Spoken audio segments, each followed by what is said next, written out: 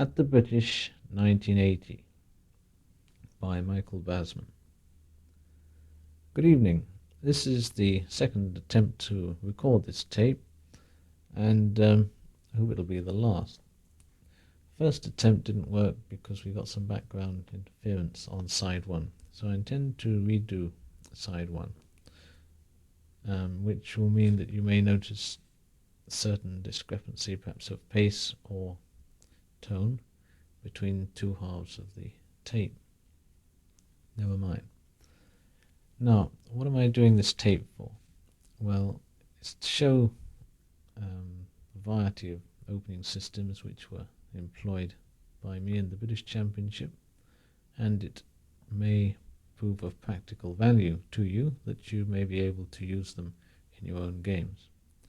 Second reason is I would like to have a record of the systems that I played. None of them has really been worked out, therefore they shouldn't be the subject of an individual tape yet. But they all show signs of promise, and later on they may blossom into something more substantial. Now, let's start with the black games. In fact, I'll be doing the black games on the tape, as that's all I'm going to have time to do. The white games you'll find annotated in the booklet.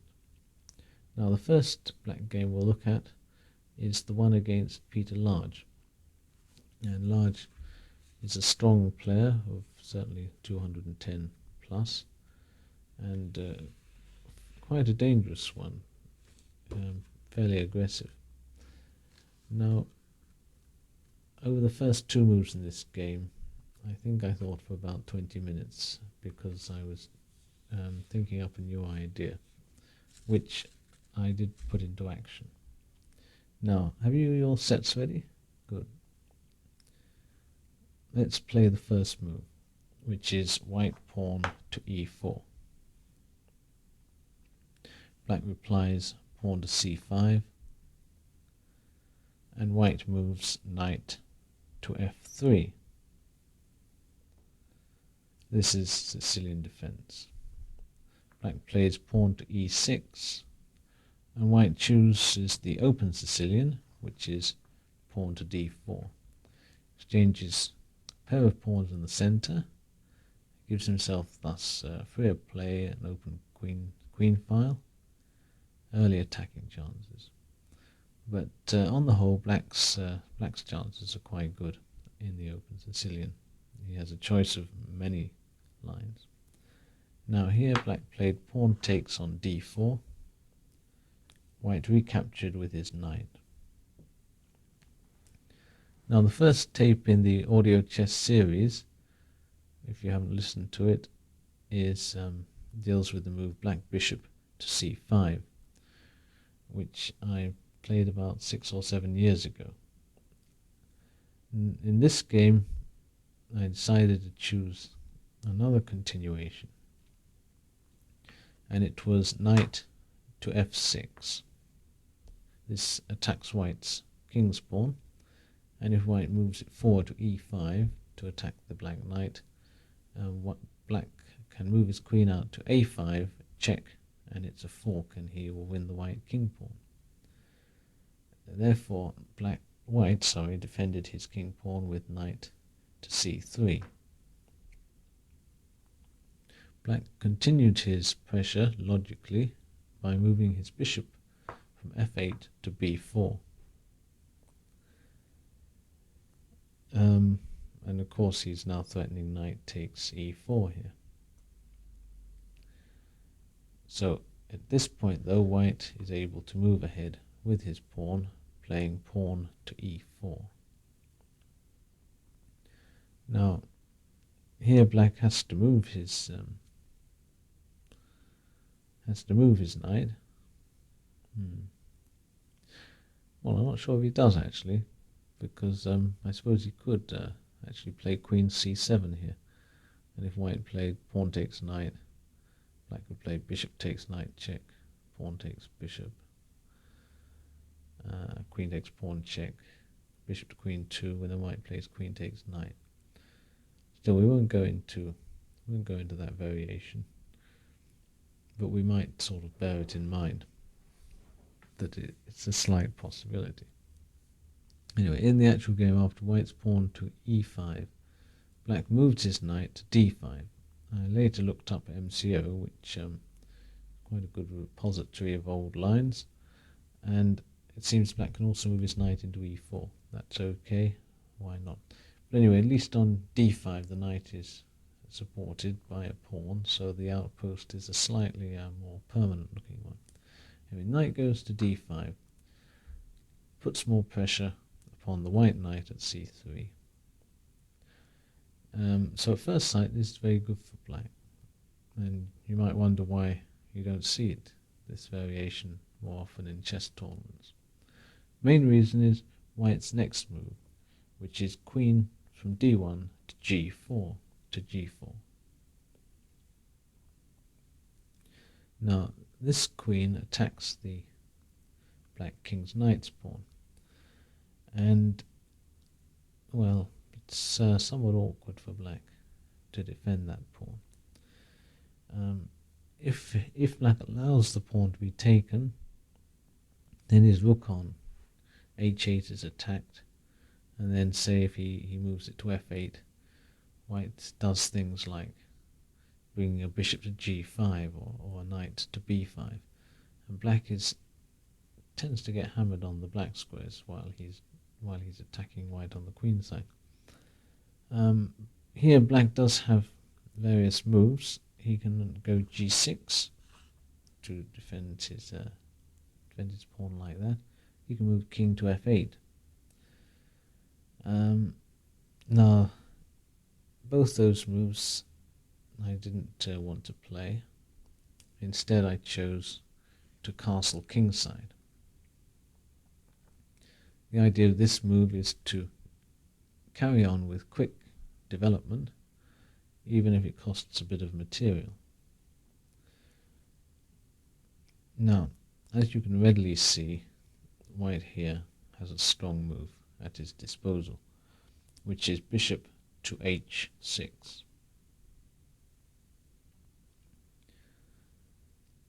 Now, black cannot defend the knight pawn in any sensible way, because his queen cannot get to kb3.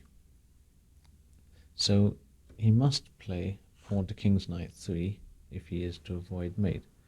And of course pawn to king's knight 3 enables white to win the exchange. Now black is therefore giving up the exchange. What is he going to get for it? Well, in the first place, he has his attack upon white's knight at c3, which may possibly bring some material gains. In the second place, if he doesn't get much out of that, he does have the fact that he gets white's queen's bishop off, and then his bishop is the only bishop on the board controlling the black squares. And this can be quite useful to black when we consider that many of black's pawns, in fact 6 of them, are all on white squares. So he'll need a bishop to travel around the black squares and keep an eye on them. Another thing is that black has got aims to attack white's king's pawn. And say if black wins white's king's pawn, then that's another pawn for the exchange, and also his own pawns in the center become that much more powerful. And the pawns themselves may prove very useful defensive pieces against any entry of the white rooks. So that in general is black's strategy. Now, in this game, Large thought for some time after g6, couldn't think of anything better, and then played bishop takes f8. Well, now this is the second recording of the tape. I can reveal that a couple of months later I played the same variation against Murray in a very important game in Ramat Hasharon, the international tournament. And he, I think, played a sharper line than Large and managed to get some dangerous kingside play going. But I'm not sure if he managed to prove an advantage, either on the board or from a theoretical point of view. However, it certainly offers more scope for white than the way Large played, which was to grab the rook off. So, white played here, bishop takes f8, and black played his queen, recapturing on f8. As white is now threatened by knight takes c3, he moved his queen back from g4 to g3. This is interesting that white already is sensing the potential weakness of his black squares. He's lost his black squared bishop, and now his queen moves back to a black square to defend the pawn at e5 and the knight at c3, both points of which black is aiming to attack. Now, here black played his queen out to c5. Again, this is a direct attempt to take advantage of the knight at c3. And more or less white is forced to retreat his knight from d4 back to e2, which he did. This, of course, is an undeveloping move and also stops his bishop on f1 from developing. But white does have the compensating thought that he's probably going to be able to force black to exchange on c3 sometime, and then white will be able to bring his knight out again. Now, after white moved his knight from d4 to e2, black played knight to c6. This again is quite logical. What black is happy to do is to go into an endgame, and therefore he wants to be able to take white's e-pawn. White here castled.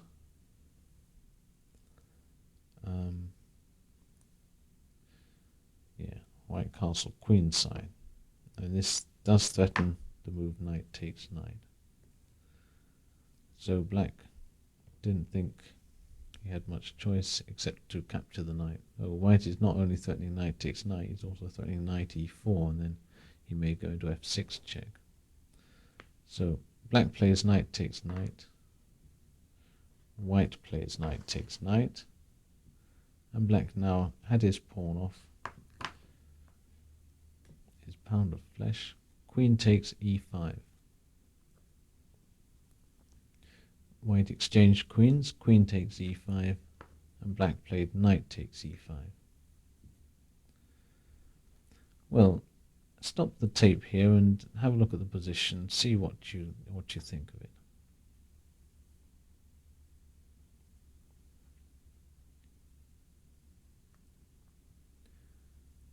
Well, as you can see, white's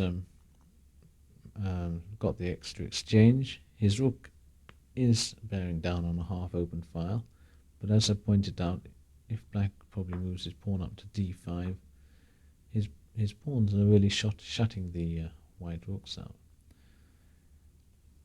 Now, if white plays a move like pawn to f4 straight away, black will move his knight into g4, and it's rather uncomfortable, the threat of moving later into f2, forking the white rooks. Therefore, white played first a strong move, which was bishop to e2. This sort of move is very good for limiting activity of enemy knights. The bishop stands four squares away from the knight, but prevents it from coming in either on qb4 or on king's knight 4. So that means that when white moves his pawn up to f4, the black knight will have to drop back to c6. Now, here I thought for quite a long time, either at this point or at some other point. The trouble was, it looks very natural for black to exchange off his bishop for the knight on c3. And, this doubles the white pawns, leaves them weak targets in the endgame.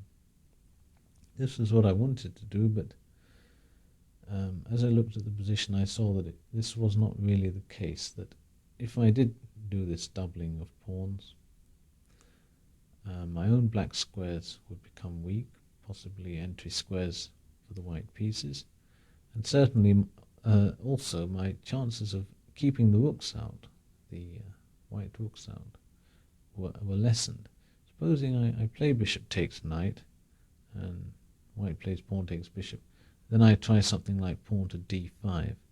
Then white can move one of his crippled pawns up to c4, pawn to c4, and he's already starting to break down the black position. And what black cannot tolerate is the white rooks getting into his position. Looking again at this position, if black plays bishop takes knight and white plays pawn takes bishop, say black plays pawn to queen's knight 3 to get his bishop out on queen's knight 2. This is also pretty awful, because white plays pawn to f4, then after knight to c6, possibly white will play bishop to f3, and black again cannot move his bishop because his pawn at d7 is weak. I suppose he'd have to move his king all the way from g8 onto e7, but meanwhile white would keep thumping away with rook d6, doubling rooks on the d file, by which time black would have collapsed. However, once I'd got over the what one would call, don't know what one would call it, but the natural thought of doubling white's pawns, then it was okay. The idea is that black should really keep his bishop, his black squared bishop, and not exchange at any cost. His bishop is a very good piece. Now, therefore, after bishop e2, black simply played pawn to d5, white played pawn to f4, and black played knight to c6. White moved his pawn up to g3, and black played king to g7. Now, here again, white has to think of something to do. The move he played came as something of a surprise to me. It was knight from c3 to b1. When I looked more carefully at the move, I thought it was quite a good one, because the knight can move from b1 to d2 to f3 and possibly into e5 eventually. A sort of long-term plan. But on the other hand, black isn't going to do much very active very soon. And in fact, really, black is not really aggressively inclined in this position, certainly not in the short run. But he seems to have quite an interesting position, and with the draw in hand. Now, so white played his knight to b1, black played bishop to d7, and now white revealed the point of his knight maneuver. He should, of course, have played pawn to c3 and then slowly brought his forces into action, and there'd have been a whole game ahead of us. But instead, white played his move pawn to c4, trying to break open the d file. Now, switch off the tape here and decide what you would play for black here.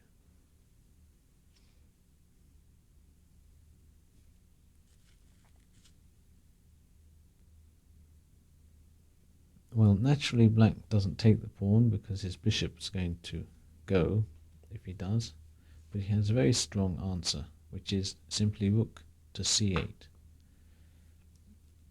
And now he gets a counterattack against the white king. And in fact, in this position, white is on the losing end of the game. For example, if he plays pawn takes d5, black can just move his knight, play knight to d4, discovered check, and then win the bishop on e2. And meanwhile, black has probably got threats like knight to e7, and then white's c-pawn is under a lot of pressure. So, after rook c8, white played pawn to a3, and black moved his bishop back to c5. White moved knight to c3, and black played knight in to d4.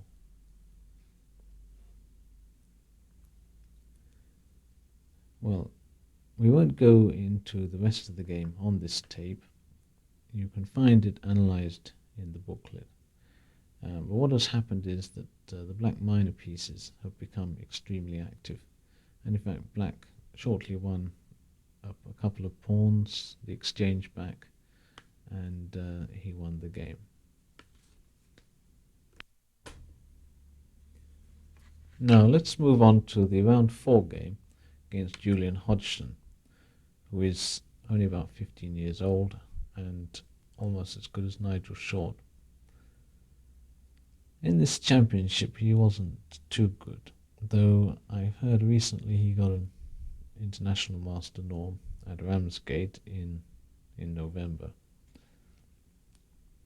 Now the opening began with white playing pawn to e4 and black moving pawn to b6. White moved his pawn to d4 and black played bishop to b7.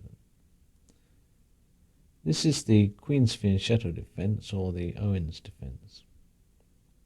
I played it myself maybe 6 years ago, but I wasn't too happy with the positions I was getting, and eventually I dropped it and played something else. Didn't even make a cassette on it. Tony Myers also played it for a little while, and we both came to the same conclusion, and both dropped it.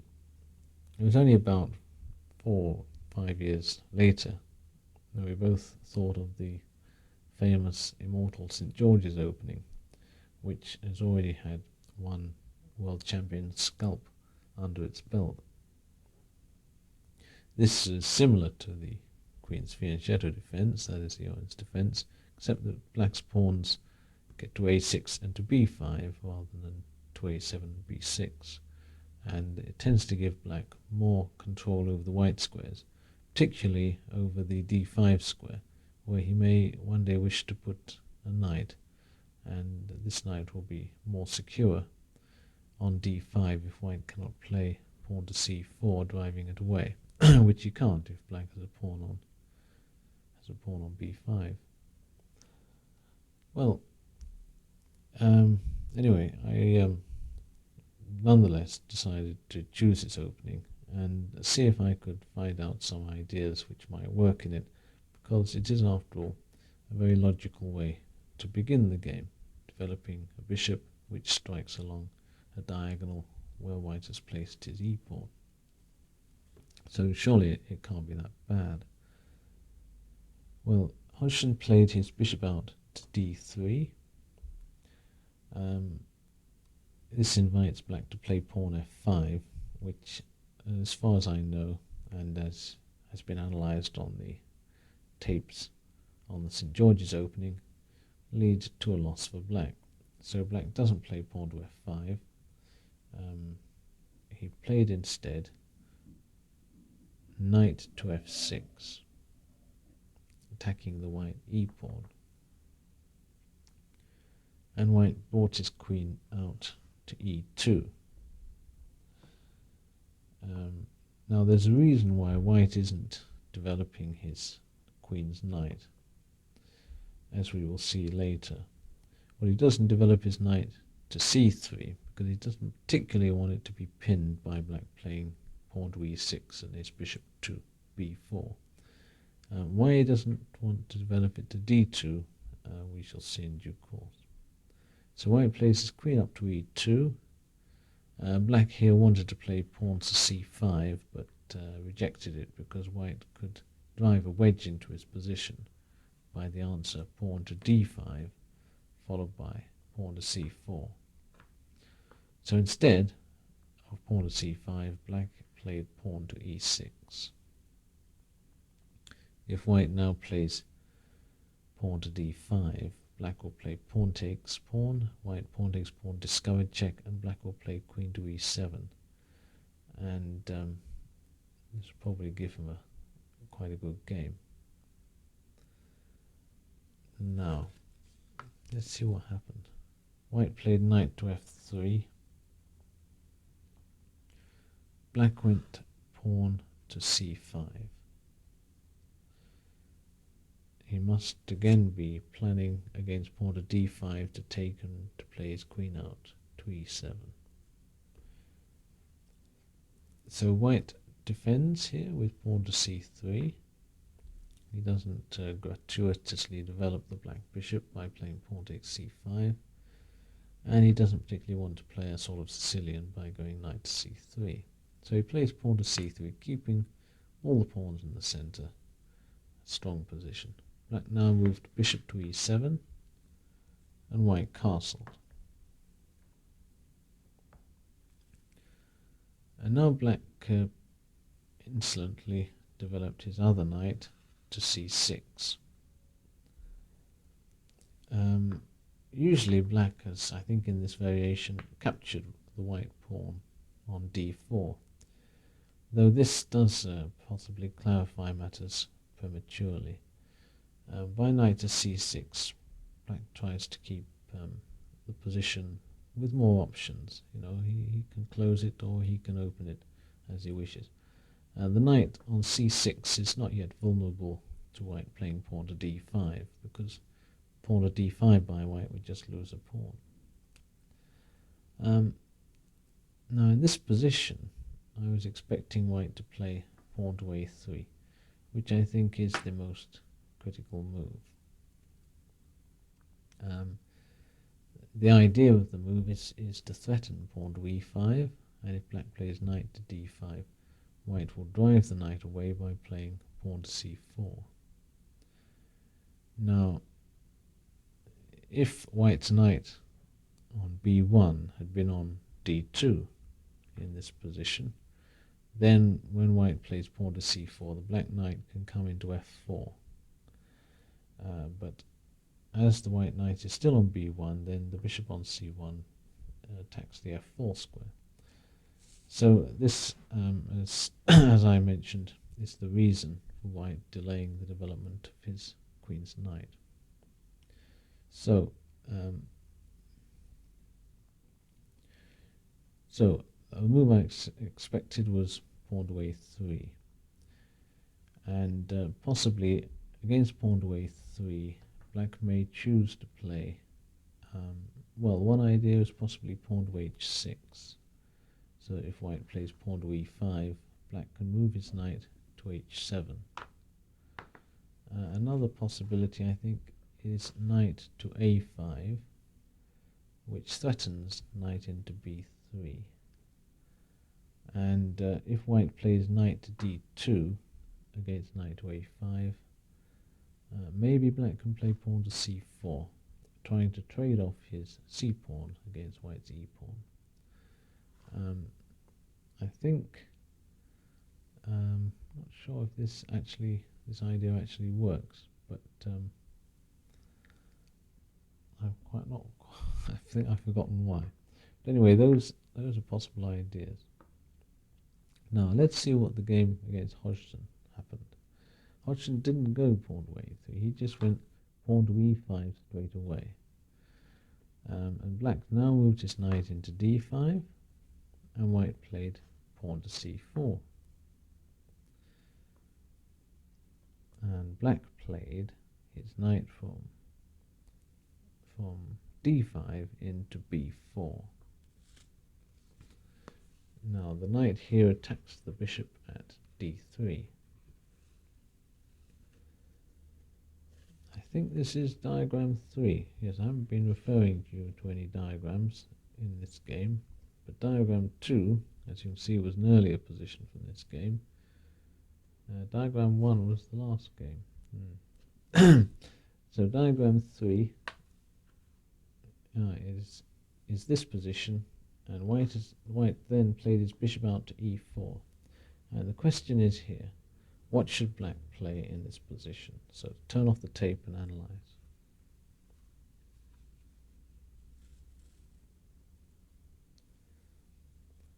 Well, at first thought, I thought I would just play pawn takes d4. However, my chess sense smelt a rat for me. You know, things aren't always going to be as easy as one thinks they are. And I didn't think that Hodgson could be quite that thick. So, after looking at the move more carefully, I saw what he was up to. If I play pawn takes d4, he goes pawn to a3. Now if I move my knight back, he's going to play pawn to b4, and I'm really in a bad way. Now if I play pawn to d3, which looks strong at first sight, white does not take the pawn. He plays his queen to, where does he play it? He's got to play it to d2, hasn't he? Queen to d2. Now the knight on b4 is still hanging. So, black plays his knight into c2. And then white plays rook to a2. Well, at this point in the position in my analysis, I couldn't quite see a way out for my knight on c2, especially as the d pawn's going. That's why I rejected that line. So back to diagram 3. You got the position. And in fact, black played here knight takes d4.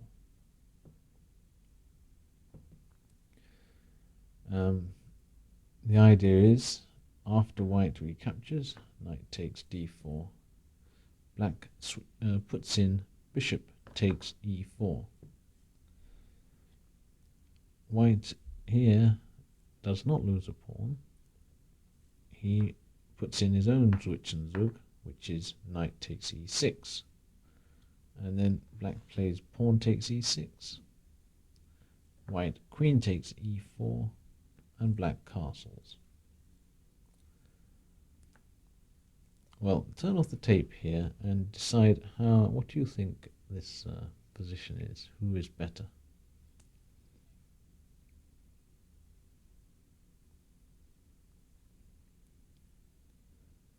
Well, white looks to have a nicely placed queen, and he's got his pawn on e5 and things like that. But really, he is probably worse. His queen's the only piece out at the moment, and as well as that, some pieces, a couple of pieces, minor pieces, have gone off the board, so white's attacking chances, which he might obtain by having his pawn on e5, have diminished considerably. And with the endgame approaching, black is looking better because he's less overextended. As well as that, black is probably going to be able to get control of the queen file quicker than white, and therefore this alone should give him an advantage. Now in the game, I think white should have played his knight out to c3 here. Instead he played his pawn to a3. Now turn off the tape and decide what you would play as black here.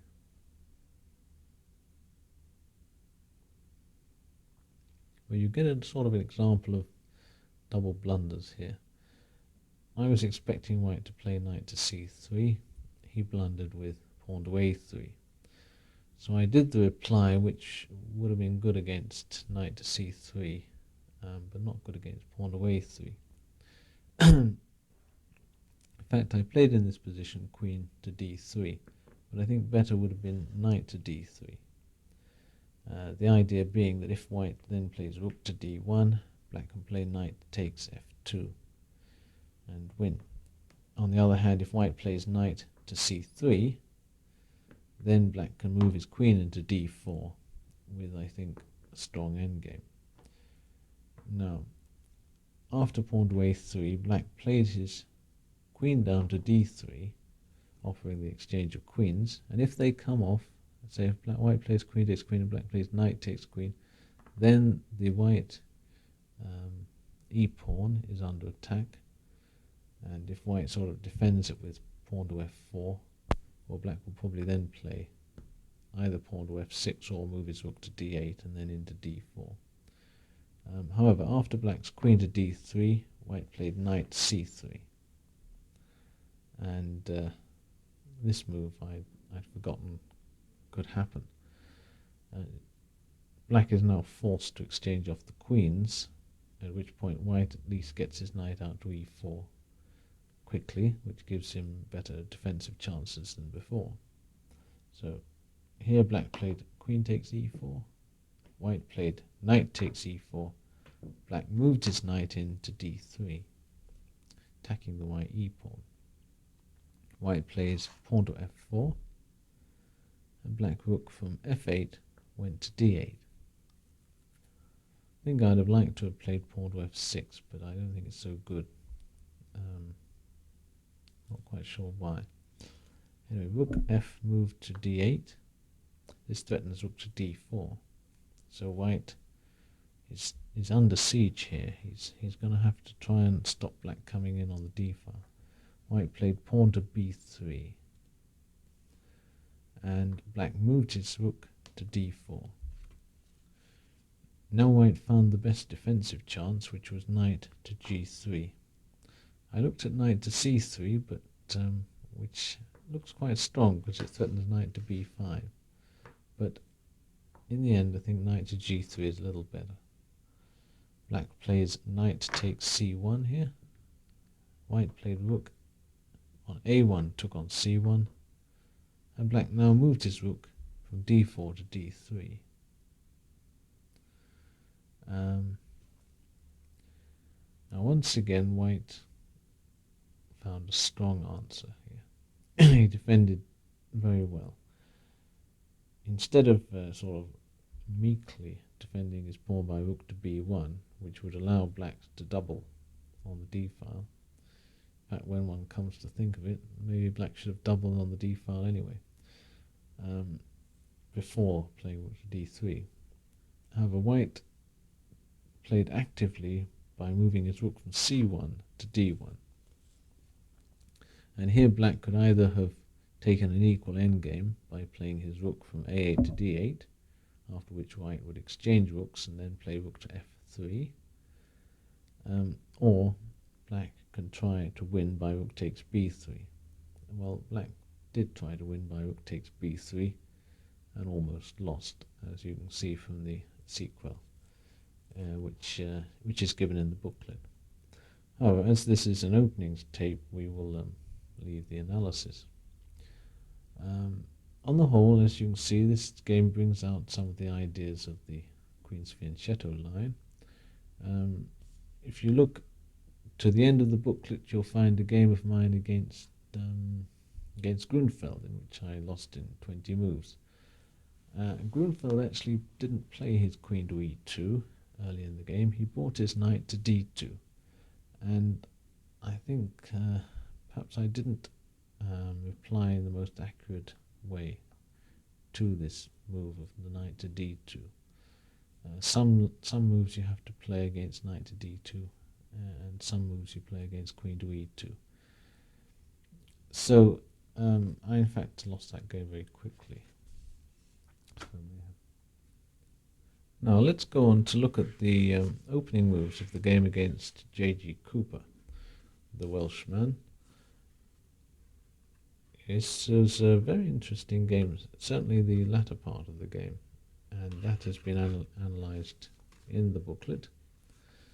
But there's a lack of diagrams and commentary at the early moves, so I will supply them here. Now white here, Cooper played his pawn up to d4. Black played e6, white played pawn c4, and black played b6. So this is very similar to the last game, except it's not the Owen's defence, it's the English defence. And if you listen to Raymond Keane on the English defence, his opinion is that b6 and e6 can only be played against the sort of English setup with c4 and d4. It shouldn't be played against e4. Well, Tony Miles has had a lot of success with the English defence, notwithstanding his games with Karpov. And there's also a new cassette which will be out shortly, I think, called English Defence for the 80s. So look out for that one. Now, here, White played his knight to c3. I could have moved my bishop to b7 here, but I remembered the game Karpov against Miles. I think Karpov went a3, stopping the bishop pin, and then after Black played knight f6, I think White played pawn to d5.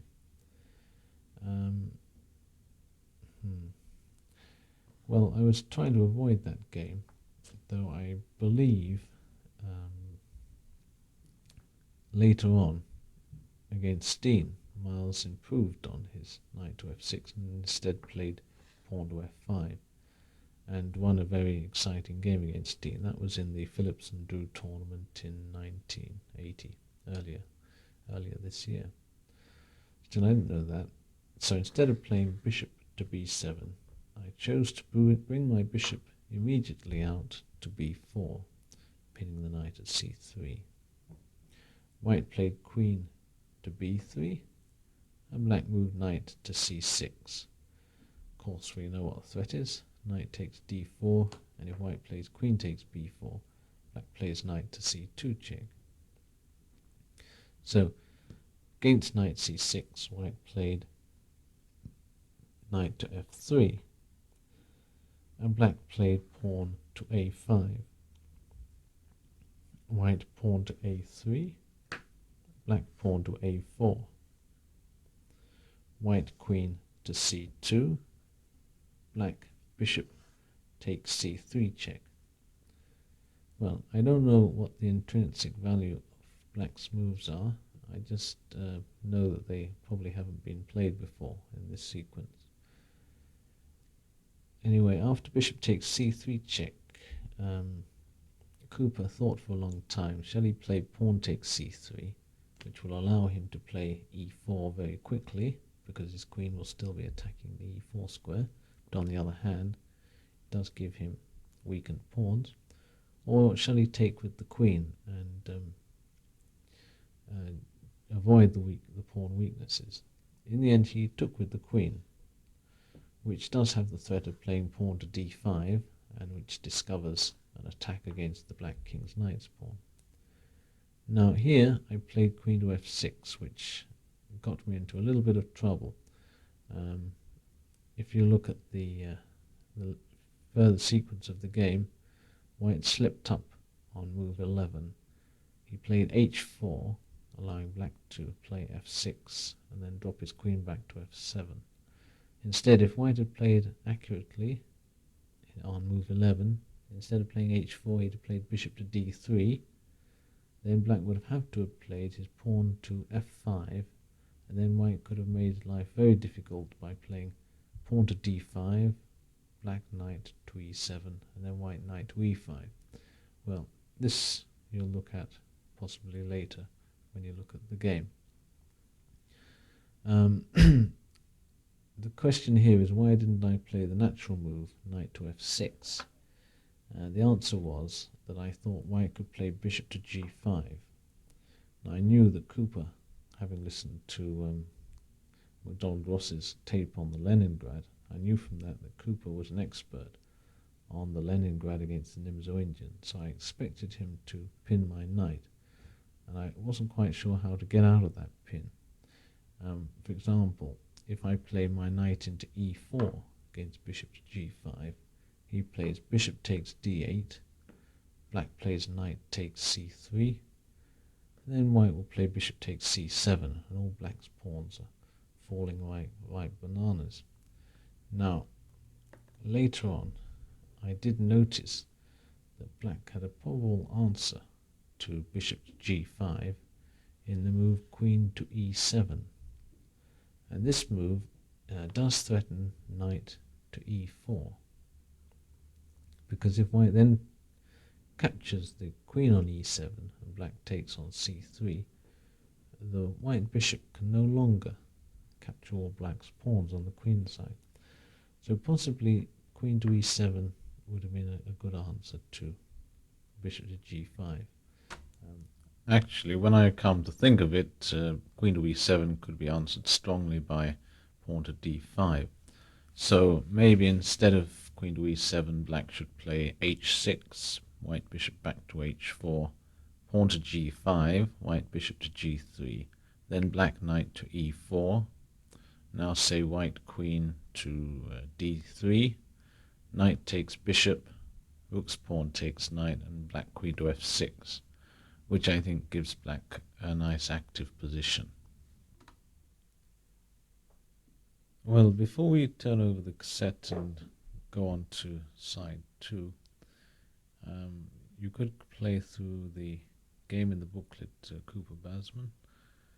It's a good example of the changing value of pieces and pawns as the game transposes from middle game to end game. In the middle game, a lost piece is usually a disaster.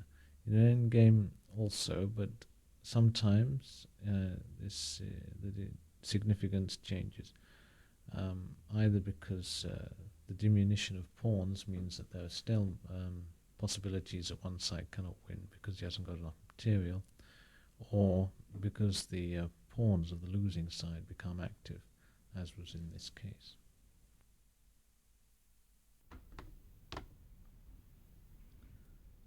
At the British side 2. Well, now we're going to go over the historic game Speelman Basman. This was played in round 9 of the British Championship, and it's probably the first time that one G5 has defeated a Grandmaster. Actually, Speelman wasn't a Grandmaster at the time the game was played, but he did become one 2 months later, so we won't quibble about the slight difference in time. Now, the game began with white playing his pawn up to e4, and black replied pawn to g5. This move, pawn to g5, has always been regarded as an impossible move because it weakens black's king side, that is, the place where black wishes to put his king. However, from other points of view, it is fairly logical in that it contests some of the central squares, that is the f4 square, also assists the development of the black bishop to g7. I suppose as long as black remembers not to put his king on the king side, maybe keep him in the center or castle queen side, not to move his kingside pawns, his pawns in front of the king too far forward, then black may be able to hold the position. I've played it several times and my success rate has been about 80%, but I'm not ready to probably make a definitive tape on it because there are still a few theoretical problems to be solved. Now, let's have a look at some of the strategical ideas of the move one pawn to g5 in case you wish to play it yourself. So the g5 pawn, it will probably be attacked by white going pawn to d4, so black will probably go pawn to h6 to defend his pawn, and he may later try to get control of the central squares, the central black squares, and possibly to place a knight, outpost a knight at e5. That's if in case white ever plays his pawn up to d5 and black has a knight at c6, could go into e5. To get control of the central e5 square is not always that easy, but many white players are quite obliging and push their pawn happily to d5 quite early on in the game. If black has to force white to do it, then he sometimes may play himself a move such as pawn to e5, which is possibly positionally not so desirable, because then black may be left with a rather weak square at f5 to defend a weak white square. On the other hand, black can try to play something like pawn to c5 and knight to c6, of course having also played pawn to d6, and have a bishop on g7 and to put pressure on white's d4 square. That would be the alternative way to do it, which may be positionally preferable, but rather more loose. I mean, if black plays for a formation with d6 and e5, then he's got a more solid position that is positionally more suspect, whereas he has a positionally preferable position if he plays for pawn to c5, but one which is rather looser. Now, let me see. Now, the reason that most people think pawn to g5 can't be good, apart from the weakness it does, leads to the king's side, and the fact that black therefore cannot put his king on the king's side. First they say, well, maybe white could play bishop to c4 and queen to h5 and get a mating attack. This usually is fairly easy to parry. Secondly, they say, well, white can easily play a move like pawn to f4, open up the f-file, as in the king's gambit, and then smash black on the f7 square. This isn't always the case either. If white very quickly advances pawn to f4, he may in fact overextend himself. For example, if you play something like d4 here and black plays h6, and then if white goes f4, black can probably ignore that by playing bishop to g7, because if white plays pawn takes g5, pawn takes g5, bishop takes g5, then black will have an open h-file for his rook, and also he'll be able to strike back with pawn to c5 quite quickly, because here white could not play pawn takes c5 because of black playing bishop takes b2, and therefore possibly winning the exchange. Now, the other thing is that at first sight it looks as though white can play a move like pawn to h4 as well, and breaking up black's pawns on the king side. But this doesn't always work to white's advantage, because if you look at the respective positioning of the kings, white has advanced a pawn, his pawn to king 4, in front of his own king, and therefore his own king has become more exposed, and therefore it needs a place to go.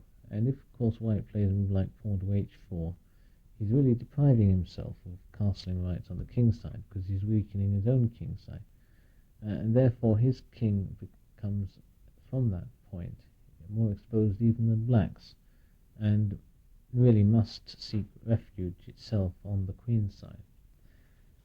So therefore pawn to h4 isn't such an obvious crusher as it looks. Okay, let's have a look at see how the game went. First, after pawn to g5, Speelman played pawn to d4. Black plays pawn to h6, defending his pawn, and now white played pawn to h4. This move, as I said, I believe is rather premature, but Speelman, having not seen the system before, played naturally to take immediate advantage of it. In fact, my previous game with the white pieces against John Nunn saw John Nunn also making the same mistake, that is, advancing too early with pawn to h4 to break up the black king side pawns, and he in fact lost that game. Now, later on, that is in round 11 in this tournament, Nunn scored a revenge by winning against the move, one pawn to g5. Still, we'll look at that later. Now, after white's pawn to h4, black doesn't bother to try and retain his pawn structure. He just plays pawn takes h4, and white played rook takes h4. Possibly white could have, instead of played rook takes h4, could have played knight to f3. At the same time, he still will have deprived himself of castling rights, even had he played knight to f3. That is, his king would still be exposed if he went to the king side. Now, after white played rook takes h4, you might like to switch off here and decide what you would play for black.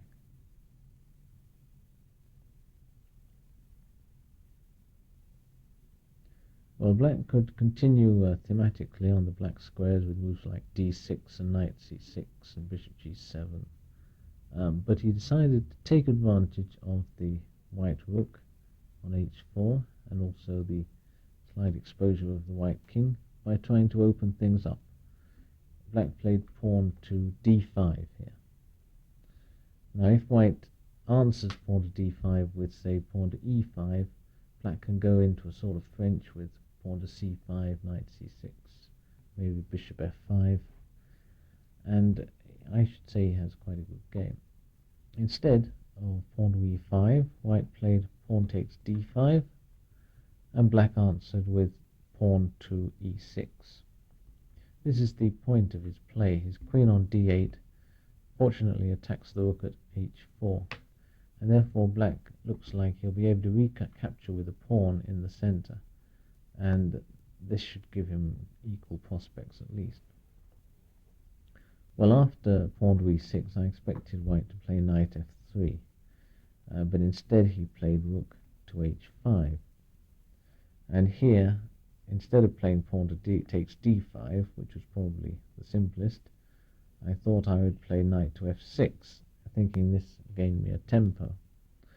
See, at first I looked at the variation after knight to f6 of white moving his bishop to g5,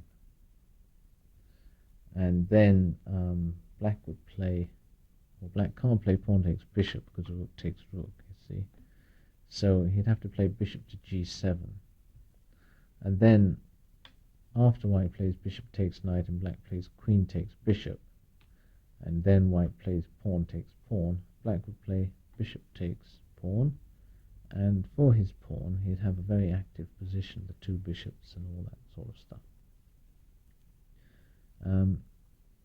However, instead of the move bishop to g5, Speelman played a different move. He played pawn takes e6. Well, perhaps you'd like to turn off and decide what you would play here. Well, if you took the rook on h5, this probably is not so good, because white would then play pawn takes f7 check, king takes f7, and then queen takes h5 check, and then black would go king to g7.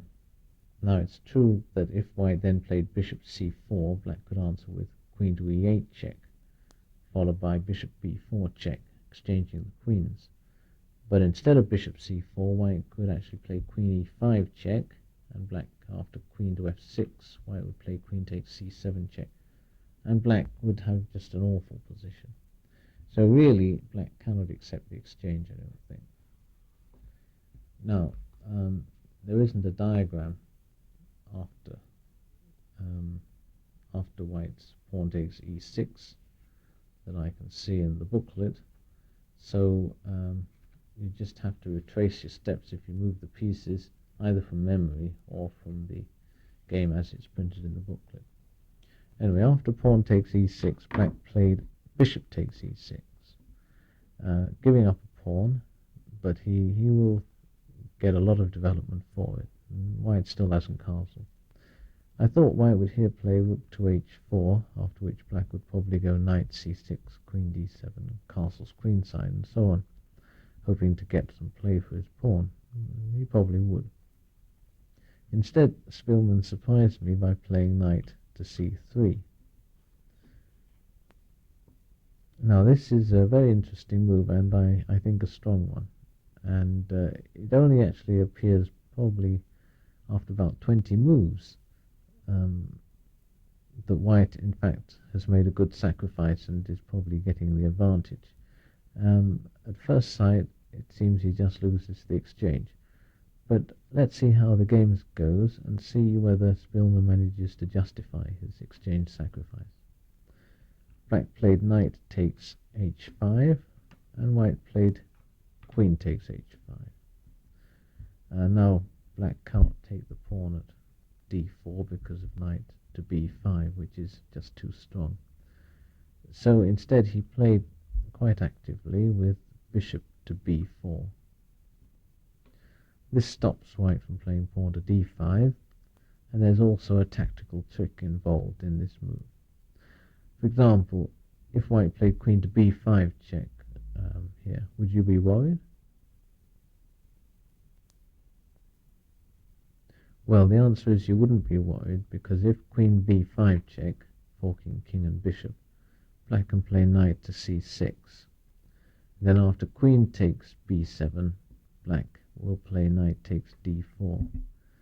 And then the trick is revealed, because if queen takes b4 is answered by knight takes c2 check. This is a tactical finesse which I believe has turned up on side 1 of the tape, discussing the game against Cooper, but you can see that they turn up all the time.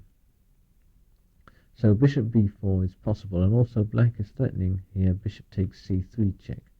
Now if you remember the game against Large, the doubling of the pawns by bishop takes knight I had to reject, but in this position with the queen still on and also with white's king rather exposed, the move bishop takes knight check, doubling white's pawns, is an attractive move. It also weakens the pawns. But you can see how sometimes a concept has to be discarded in one position, but in another position it may be the right concept to employ. Often it's very difficult to choose when you should use one concept or another. So here black definitely does intend to double white's pawns by bishop takes knight check if he has the chance, and white therefore played his knight from g1 to e2. He doesn't mind that his bishop on f1 is blocked in for the time being. His intention is to preserve his pawns intact. So after white played knight g1 to e2, black moved his knight to c6, and white played bishop to e3. Black played queen to d7.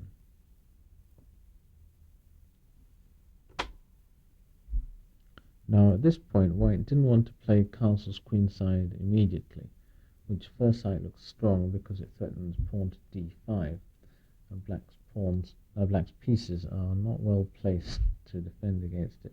However, if white castles queenside at this point, black will move his bishop to g4. When white moves the queen away, black will be able to double white's pawns because of the pin against the rook on d1.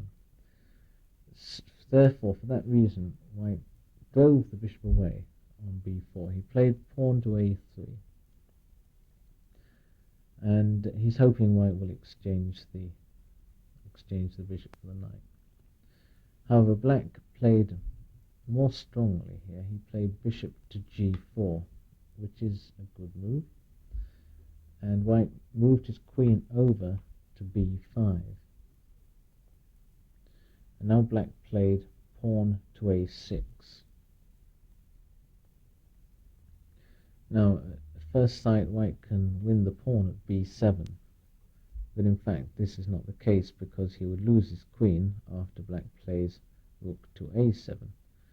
And this again is a tactical finesse which will sometimes turn up the positioning of the pawn on rook 6 and the rook coming to a7. In some cases they are the rather awkward but only way to trap a queen. So if you didn't know that idea, then bear it in mind. Now, after black played pawn to a6, white did not capture the pawn at b7. He moved his queen away.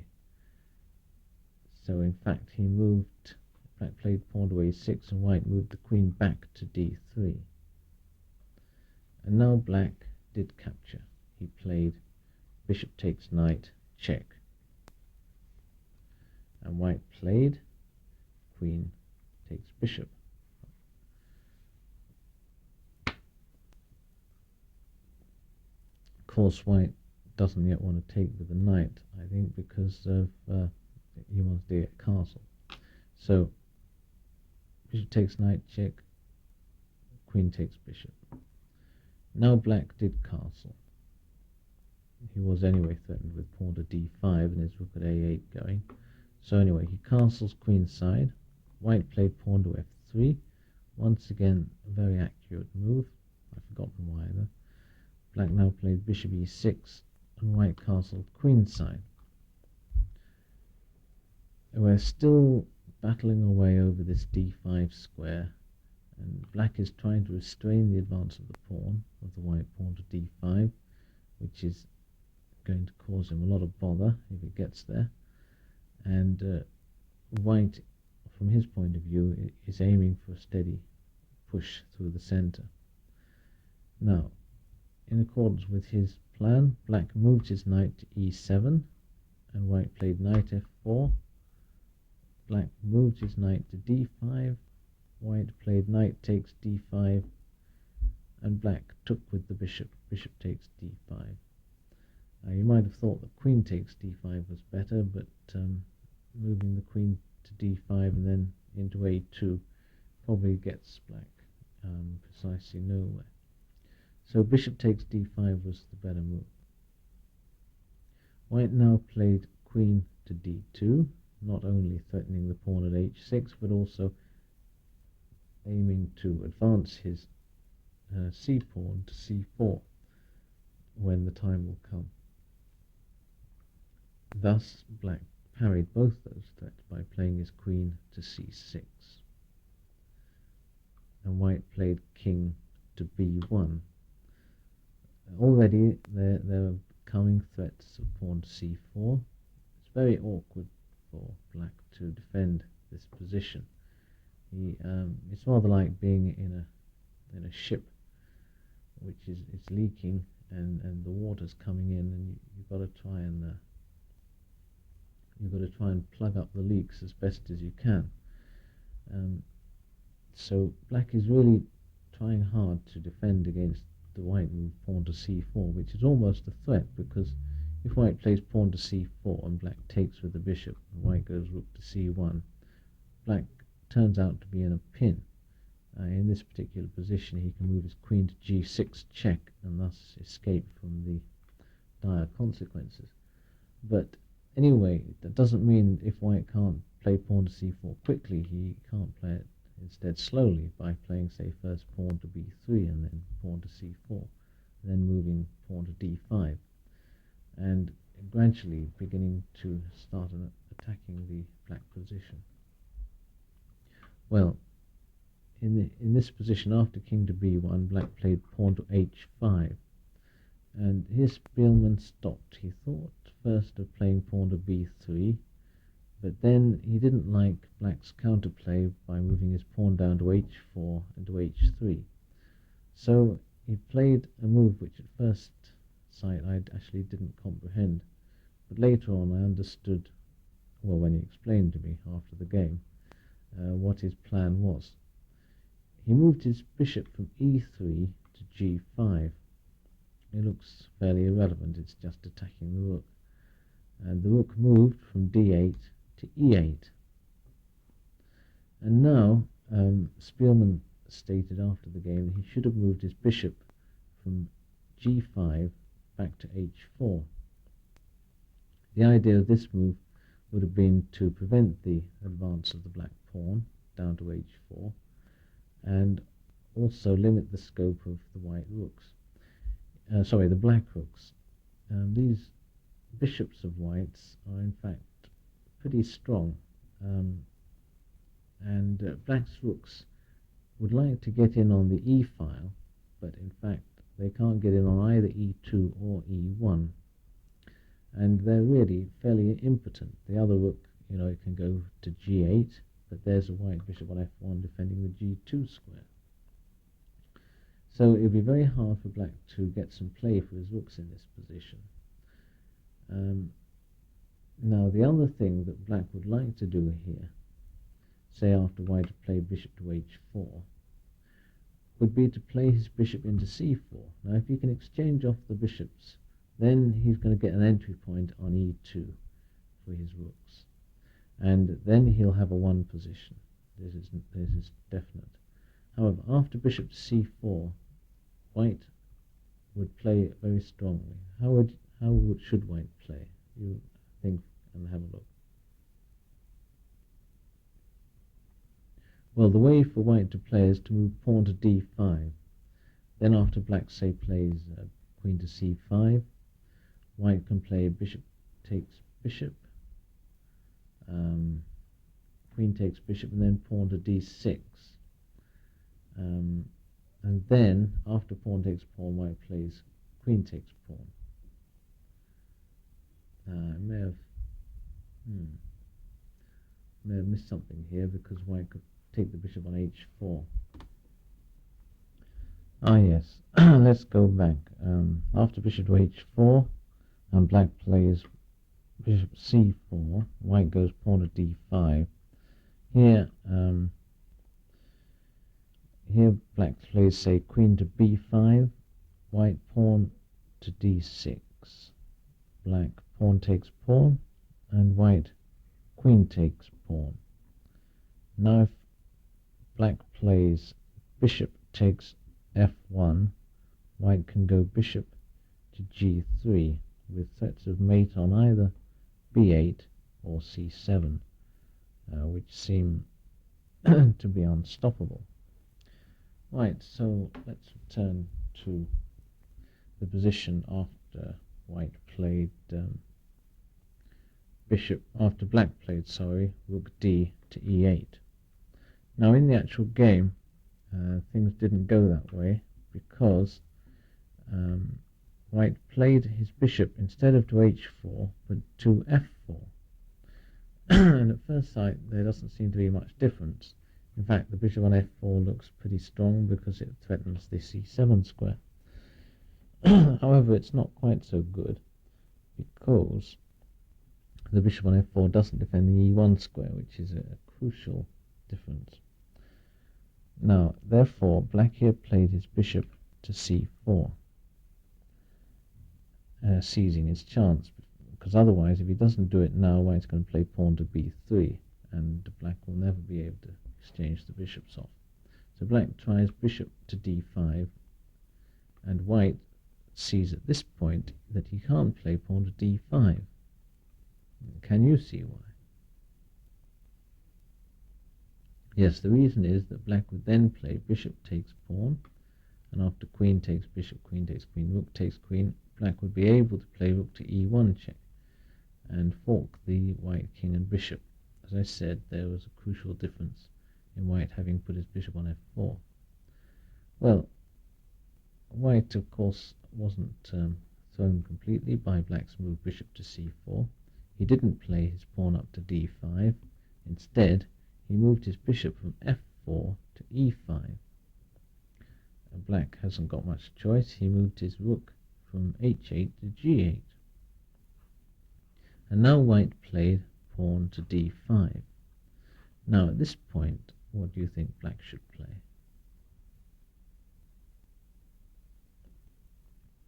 Well, here once again black can play bishop takes D5, which in fact he did. The reason being that after white plays queen takes bishop, black doesn't play moves like queen takes queen and pawn to C6, which don't work. No, instead of that, he would play his rook from E8 to D8.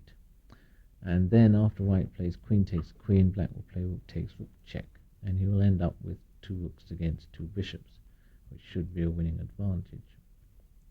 Now, after bishop takes D5, however, white has yet another move, at his disposal, one which I had to consider carefully before I played bishop takes d5. And this move was in fact to play his queen from d2 up to d4. This is, I think, a diagram position. Well, it was, yes. It was diagram number 8 2 moves ago. Anyway, now white moves his queen up to d4, and his threat is to move his queen in to a7. Well, possibly a simple move, or simplest move, might have been to put my rook from e8 to d8, but I saw something beautiful, and I couldn't resist creating the immortal g5 game, so I played the move bishop from d5 to b3. Now, turn off your tapes and see if you can discover what the point of this move is. Also, you might be able to discover what's wrong with it, because the gem is flawed, unfortunately. Well, what did you come up with? Possibly you saw if pawn takes bishop, black could play rook to d8, and then when the white queen moves away, he can play rook takes rook check. Secondly, you may have thought that maybe white can here play, that is, after black playing his bishop into b3, you might have thought that white can just play bishop to d3, which looks a strong move. However, then black has the following sequence. He can play rook to d8, and then white moves his queen to a7. Now black plays rook takes bishop. Incredibly enough, white now has 2 checks, wins most of black's pieces, but still ends up losing the game. Say if he plays here queen to a8 check, black plays king d7, white plays rook takes rook check, and black plays king to e6. At this point, white's queen is attacked on a8. He can play queen takes rook on g8, but then he gets mated in 2 by queen takes c2 check. And in fact, in this position, white is hopelessly lost. Well, that was the variation I was planning when I played bishop to b3. Speelman actually didn't allow me to enact it. Now, if you've lost the position, you can go back to diagram 8 and add a couple of moves, that is, bishop takes d5 and queen to d4. Now, if you've got the right position, let's continue with the game. Now, after queen to d4 and black playing bishop to b3, I did actually mention there was a flaw in the whole combination, which I only discovered a day later, to my honour. This was that after bishop to b3, white could have played simply pawn takes bishop, and then if rook to d8, white could then go rook c1, and after rook takes d4, white plays rook takes c6, and he ends up with 2 pieces against a rook. So that could have been a dismal end to the whole affair. However, Speelman fortunately believed me. After bishop to b3, he played his bishop out to d3, I moved my rook to d8, and he moved his queen back to e3, not falling for the previous combination, which he would have done had he played queen to a7. However, in a couple of moves now, black was able to simplify into a winning endgame. He played his bishop from b3 to c4.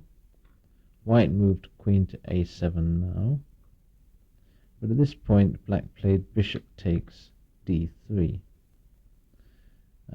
Here, I think white can play queen to a8 check, king to d7, rook takes d3 check. But after king to e7, his position is completely dismal. So instead, he played pawn takes d3 with the threat of rook c1. But this wasn't quick enough either, because now black played his queen from c6 to d6. Sorry, from c6 to b6. and white's queen a8 check is no good because of king d7, so he had to have the queens off, and eventually black won this endgame. And it was quite an amusing finish, but we won't go over it here on the tape. You can play it over in the books. And on the tape we're now going to have a look at the game from round 11, which was against John Nunn, with the same system. Now let's have a look at the game Nunn against Basman. This was the game which gave Nunn first place in the tournament and me 5th place, which was still fairly satisfactory. Possibly the choice of opening I should not have chosen g5, mainly because, well, having beaten Speelman with it earlier, this obviously put me in a buoyant mood, which doesn't suit doesn't suit the opening, and one has to sort of think about the moves one's playing. Whereas Nunn, who had actually lost g4 about 6 months earlier, was going to be a bit more careful about what sort of moves he played. Anyway, let's see how it actually did in practice. Here white begins e4, black played g5, white went pawn to d4, and black played his move pawn to h6, white moved bishop to d3. So his idea is to set up a solid center and then gradually to exploit his advantage. In the long run he wants to play pawn to f4, but he's wary of playing it too soon. Now after bishop to d3, black played d6, white moved knight to e2, black pawn to c5. Black's hoping white will push by pawn to d5 or take on c5, which is going to give him the e5 square. However, white does not do this. White played pawn to c3. Black played knight c6, and white castled. Because of the order of moves here, I think maybe possibly black should have played his bishop to g7 here and put more direct pressure upon the white center at this point. If white then goes bishop to e3, it's feasible that black can sacrifice a pawn by queen c7 or bishop d7. Now instead of bishop g7, black in fact played knight to f6, and white played his knight from b1 to d2. He doesn't particularly want to move his bishop out to e3 because he's not sure if black will play knight g4, exchanging it off. So he's just bringing his knight to d2. Here black played queen c7, possibly inaccurate, maybe better as bishop to d7. The reason is after queen c7, white was immediately able to expand in the center with pawn to b4. Black now sees that he cannot capture the b pawn. Reason being, if he plays pawn takes pawn, pawn takes pawn, knight takes b4, white will play queen to a4 check, and after knight c6, white plays pawn to d5. Ouch, wins piece. Okay, so, well, black wasn't sure what to do here, so he played pawn to b6. Now the position's getting a bit loose, actually. Now white played b takes c5, black played b takes c5. Now a good move by white, rook to b1. He's just positioning his pieces as well as he can, and then he'll give the knockout punch when he's got everything ready. So after rook b1, black played bishop d7, white plays knight to c4, black played bishop to g7, white pawn to d5. Unfortunately here black can't move his knight into e5. Well, he can, but then after white captures, black will have to recapture with the pawn, which blocks the diagonal of his bishop.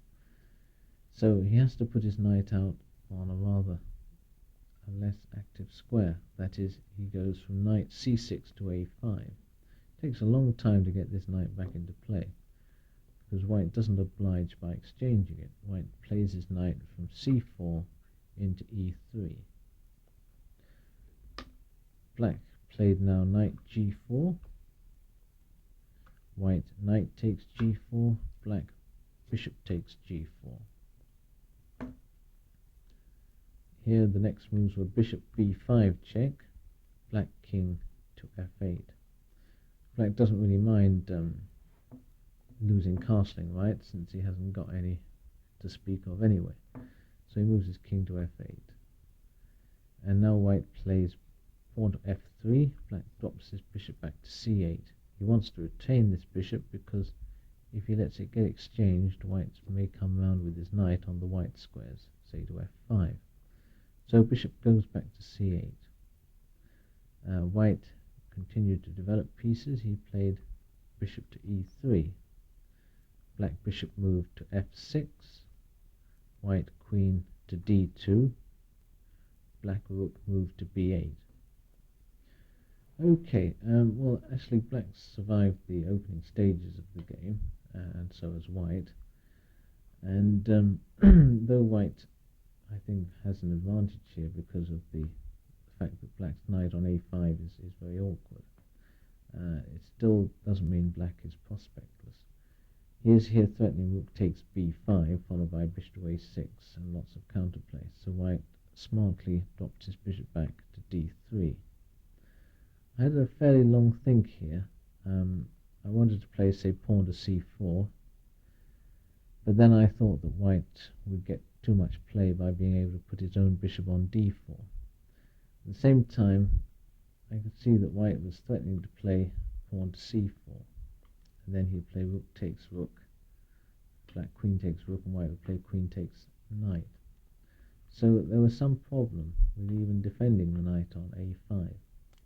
Eventually, I decided I'd have to play rook to b6, which I did, and white played pawn c4, and now the knight dropped back to b7. Quite a passive square, but it may come back into the game, as we shall see later. The knight moved back to b7. White now opened with pawn to f4. Now, how would you play as black? Well, you don't have much choice here. You've got to take off the pawn. G takes f, even though it gives white the f-file, because you've got to get some play. Now, if you play a move like pawn to g4, which to block up the position, white will just play queen c2, followed by bishop to d2 and bishop to c3. So that doesn't help much. So after pawn to f4, black plays pawn takes f4, white bishop takes f4, black pawn to h5, white bishop to g5, and black plays bishop to e5. So he's got control of his e5 square for a little while. And now white plays knight f4, another pinprick. He's only threatening knight g6 check. So black plays king to e8.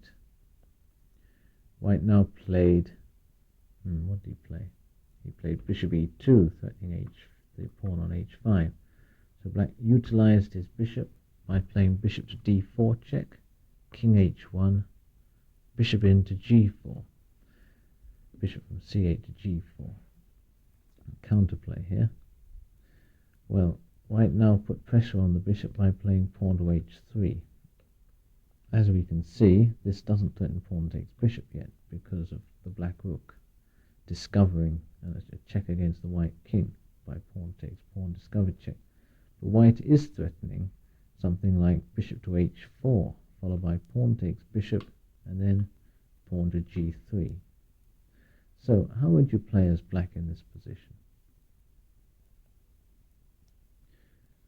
Well, after pawn to h3, black played rook a6, bishop h4, rook to a3.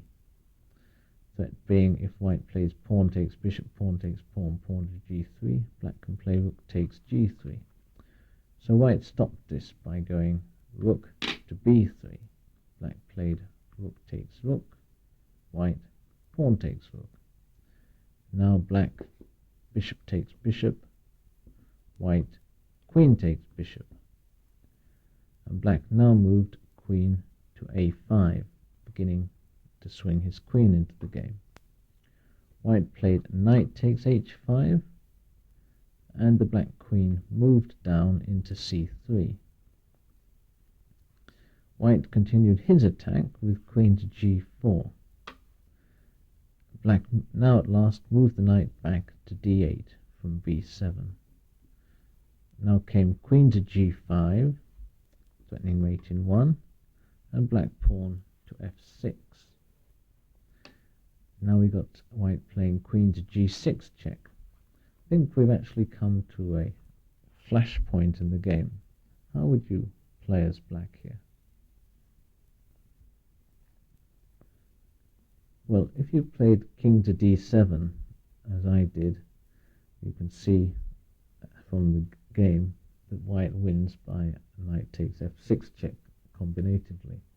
However, what about the move knight to f7, a move I rejected? I rejected it because I thought white could play knight g7 check, king f8, knight to e6 check. However, looking at it later, I couldn't see what more white had after black played, say, king to e8. The fact is that black himself has counterplay and counter threats by moving, say, if white's bishop moves away from h4, black can play moves like rook takes h3 check. After pawn takes rook, queen takes pawn mate. Meanwhile, if white doesn't get through black's bastion of pawns and pieces in the center, his own queenside pawns were going to be gobbled up. So that was a possible defensive resource, which unfortunately I missed, but which, however, means that the victory which none scored was not, I think, a total one.